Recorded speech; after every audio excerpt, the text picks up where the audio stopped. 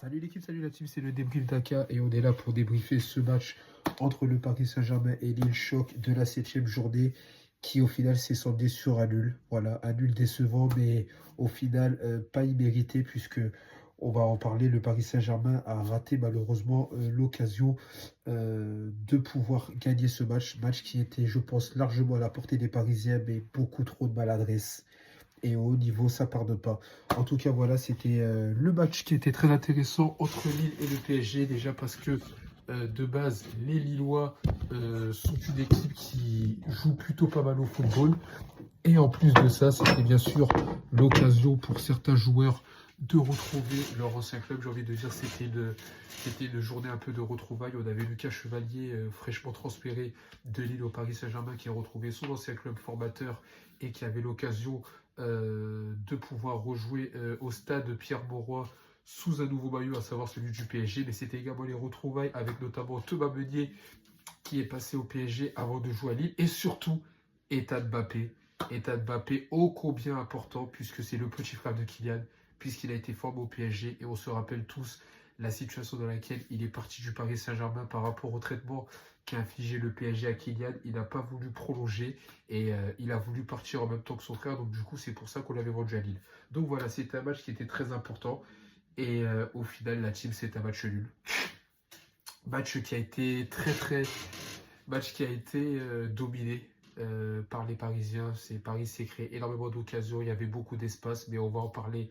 Une maladresse côté offensive et si on ne récupère pas nos joueurs offensifs, cette maladresse va vraiment nous porter préjudice. En tout cas, voilà, le Paris Saint-Germain a été maladroit. Et au final, un coup franc venu de nulle part de Nuno Mendes a permis au Paris Saint-Germain d'ouvrir le score. À ce moment-là, on s'est dit que le PSG allait peut-être gagner le match et empocher les 3 points. Et puis au final, on a eu l'égalisation du petit frère de Kylian.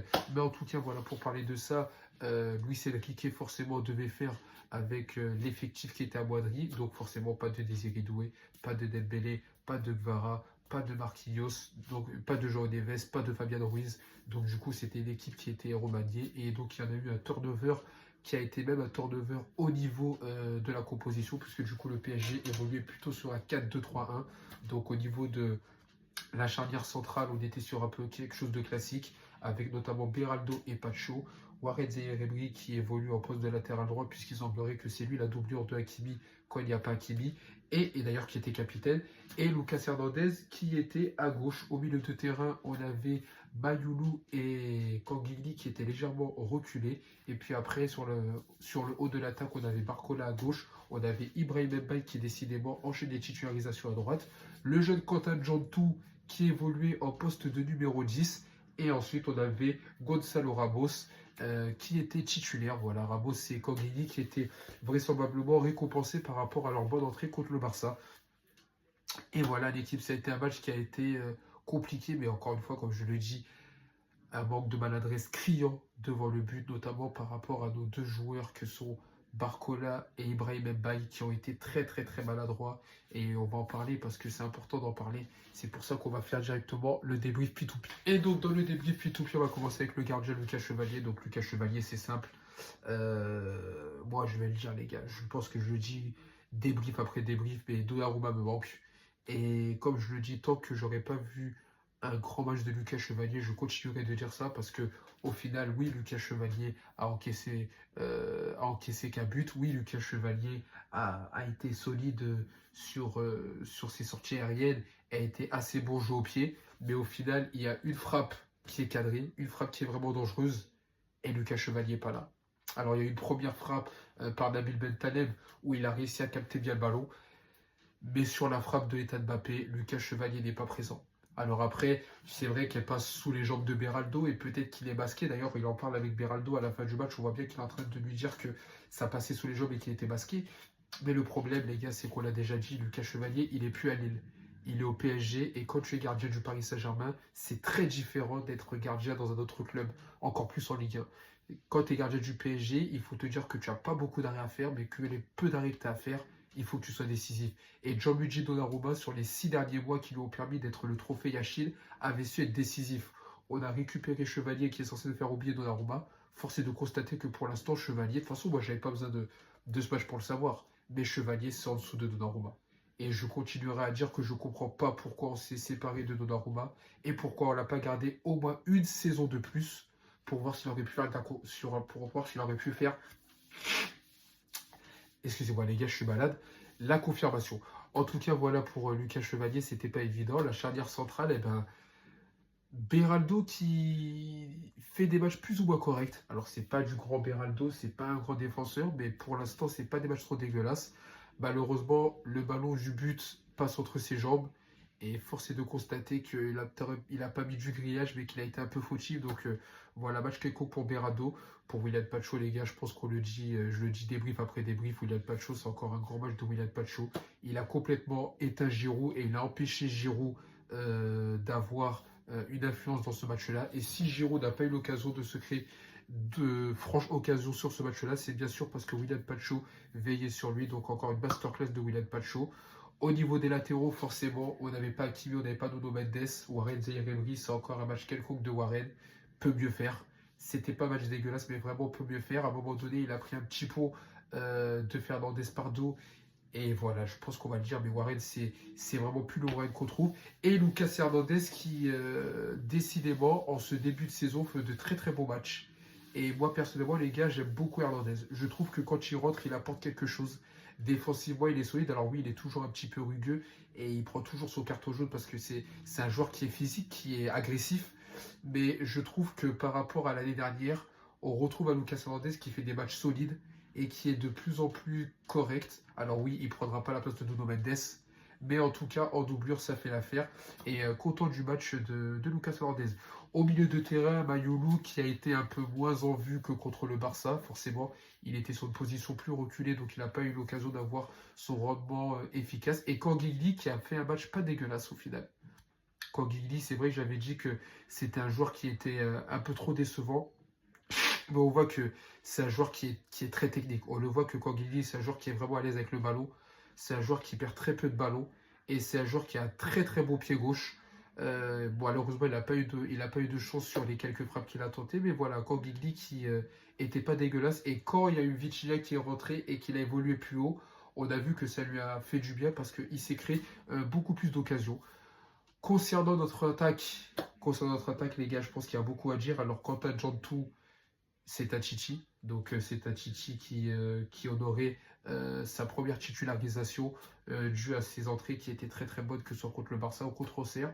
J'ai bien aimé Jantou. Voilà, je trouve que c'est un joueur qui a un potentiel un peu comme Ayulu, à l'aise avec le ballon, il est technique, il est jeune, donc on ne demande qu'à voir de la progression.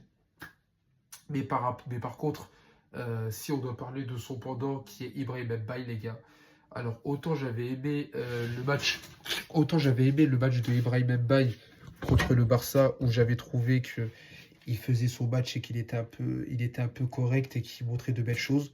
Autant contre Lille, on a retrouvé le Mbaye que je déteste, c'est-à-dire il est maladroit, euh, il pêche dans le dernier geste. Et puis voilà, il a perdu des ballots et puis on le voit. Alors oui, je sais, c'est un jeune joueur, il a 17 ans, on va pas le juger. Mais dans le sens où il est titulaire, où il a du temps de jeu, donc ça veut dire que Luis Enrique lui fait confiance. Moi, pour l'instant, les gars, je vois vraiment pas ce que Mbaye apporte au PSG. Mais encore une fois, c'est Luis Enrique qui fait ses choix. On va faire confiance à Lucho. Il connaît le football. Mais en tout cas, voilà. Mbaye, j'ai pas été fan. Et puis après, bah, forcément, si je parle de Mbaye, on va parler de Barcola. Les gars, il faut qu'on se pose la question. Il faut qu'on se pose la question parce que oui, Barcola est un international français. Oui, Barcola, il va très vite. Oui, Barcola est très à l'aise avec le ballon. Oui, Barcola est le meilleur passeur en 2025. Mais je pense que vous serez d'accord avec moi que si Barcola avait une finition, et je le répète, si Barcola avait la finition, aujourd'hui Barcola serait à Kylian Mbappé. Parce que Barcola va vite, Barcola est technique et Barcola s'est éliminé. Mais Barcola n'a pas de finition. Et je suis désolé les gars, quand tu es là, que tu prends le ballon, que tu mets 10 mètres d'avance sur les défenseurs adverses, que tu es face au gardien et que tu cadres même pas ta frappe, ou tu n'essaies même pas de placer ta frappe pour que le gardien la repousse, mais que tu mets une frappe déjà, tu es sur ton pied gauche, au lieu de tirer du gauche et de croiser ta frappe, tu ouvres ton pied droit, tu veux tenter une ouverture du pied, mais tu fermes ton pied. Donc au final, c'est comme si tu voulais tirer dans le panneau publicitaire. Je suis désolé, les gars. On parle d'un international français.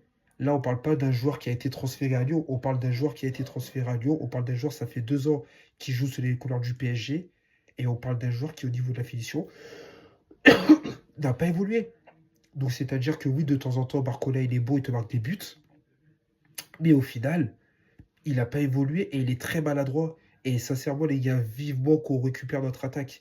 Vivement que Gvara revienne, que Désiré Doué revienne, que Ousmane Dembélé revienne. Parce que avec Barcola en attaque, tu ne vas nulle part. Parce que le mec se crée des occasions. Le gars, il est face au gardien. Il se crée des trucs où tu te dis, c'est l'ouverture du score, il va se passer quelque chose. Et au final, eh ben, tu te rends compte que non. Tu te rends compte que c'est de la bouse. Et sur 5 occasions que Barcola il a eu, je pense les gars il a dû faire au moins 4 fois de la bouse. Donc voilà, il faut se poser des questions les gars. Et puis après Gonzalo Ramos, je pense que j'ai déjà dit. Gonzalo Ramos, c'est une anomalie du football, c'est-à-dire que quand il rentre, quand il arrive en tant que remplaçant, il marque des buts. Et dès qu'il est titulaire, il marque pas. Et bien là, ce soir, ça s'est encore vu. Il était titulaire contre Lille et il s'est pas créé d'occasion. Il n'a pas marqué. Il n'a rien apporté dans le jeu. Et puis voilà, les gars, de toutes les façons, tant qu'on ne récupérera pas notre attaque, tant qu'on ne récupérera pas nos joueurs offensifs, notre attaque titulaire, je vais dire tout le temps la même chose à tous les débriefs de Barcola, il est maladroit, de Gonzalo Ramos, il apporte rien, et de Ibrahim Mbaye, il est trop trop. Donc à un moment donné, les gars, il faut lâcher l'affaire. Mais heureusement, les gars, heureusement on lâche pas l'affaire au PSG parce qu'il y a un joueur, il y a un joueur, il y a eu encore un coaching gagnant de la part de Lucho qui a fait rentrer Vitinha, qui a fait rentrer Hakimi, qui a fait rentrer Nuno Mendes, et forcément, quand tu fais rentrer des joueurs qui sont titulaires, quand tu fais rentrer des cadres importants au PSG, il se passe quelque chose, et il s'est passé quelque chose. Un coup franc venu de l'espace. Les gars, Nuno Mendes, combien de fois on va parler de ce défenseur? Combien de fois on va parler de ce défenseur? On a un joueur. Est-ce que vous vous rendez compte, les gars? Mettez-vous, limite, il faut enlever les lunettes parce que les gars, il faut fermer les yeux et il faut imaginer.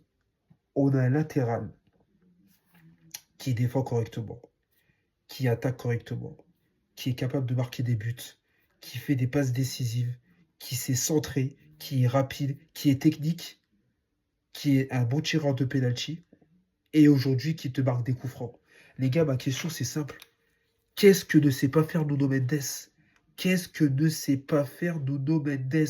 Tout à l'heure, j'en parlais même avec mon frère Polo qui me disait, mais c'est vrai les gars, est-ce qu'on a le souvenir d'avoir eu des latéraux? Alors oui, dans l'histoire du football, il y a eu des latéraux gauches qui ont été aussi forts que Nuno Mendes. Mais sincèrement, les gars, je crois que sur les 5 dernières années, 2020, j'ai pas trouvé un latéral gauche plus fort que ce joueur. Ce joueur est exceptionnel. Ce joueur est exceptionnel. Si demain, il existe un ballon d'or des défenseurs, donnez-lui le ballon d'or. Soit lui, soit Hakimi. Mais est-ce que vous vous rendez compte, les gars, que le Paris Saint-Germain a les 2 meilleurs latéraux du monde dans son équipe? À droite, on a Hakimi et à gauche, on a Nuno Mendes. Et à chaque match, je me répète, mais encore une fois, c'est une masterclass. Il est rentré, il y a un coup franc, il décide de prendre le coup franc alors que d'habitude, il tire jamais les coups francs.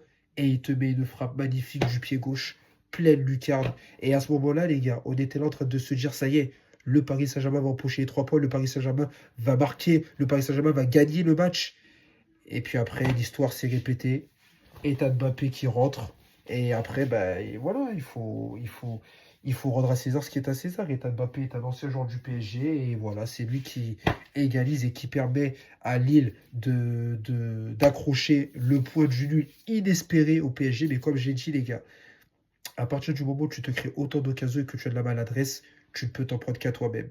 Et oui, Paris a fait une très bonne deuxième mi-temps. Oui, Nuno Mendes aurait dû marquer le but. D'ailleurs, c'est lui qui a été homme du match. Mais les erreurs de Barcola, les approximations de Barcola et de Ibrahim Mbaye ont été trop insuffisantes pour que Paris puisse, pour que Paris puisse rêver à mieux. En tout cas, voilà la team. C'est la trêve internationale, donc ça veut dire que pendant une semaine et demie, il n'y aura plus de match du PSG. Et j'espère d'ailleurs, parce que là, je suis malade, j'ai le nez bouché, je me bouche et mon nez bouché. Enfin bref. En tout cas, merci à ceux qui likent les vidéos, merci à ceux qui partagent, merci à ceux qui commentent, merci à ceux qui s'abonnent. Prenez soin de vous, prenez soin de vos proches. Je le répète, c'est le plus important. On est ensemble.